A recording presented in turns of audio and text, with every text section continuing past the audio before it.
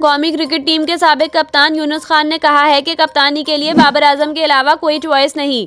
चारसद्दा में cricket academy की इफ्तिताही तकरीब के बाद मीडिया से गुफ्तगू में साबिक कप्तान यूनुस खान का कहना था कि बाबर आजम 2 सालों से टॉप प्लेयर हैं, इनका मुवाजना किसी से नहीं किया जा सकता। यूनुस खान का कहना था कि कौमी क्रिकेट टीम की कप्तानी के लिए बाबर के अलावा कोई चॉइस नहीं। साबिक कप्तान का कहना था कि इंडिया और पाकिस्तान की सीरीज होनी चाहिए। दोनों ममालिक के दरमियान क्रिकेट से खिलाड़ी बनते हैं और इनका ग्रेड बढ़ता है। T20 वर्ल्ड कप में पाकिस्तान के खिलाफ अच्छी इनिंग से विराट कोहली की ग्रेडिंग ऊपर हुई। क्रिकेट की प्रमोशन के लिए दोनों ममालिक को बैठकर बात करना चाहिए। यूनुस खान का मजीद कहना था कि डिपार्टमेंटल क्रिकेट की बहाली पाकिस्तान क्रिकेट बोर्ड PCB का जबरदस्त फैसला है। इससे खिलाड़ियों के लिए रोजगार के मौके पैदा होंगे।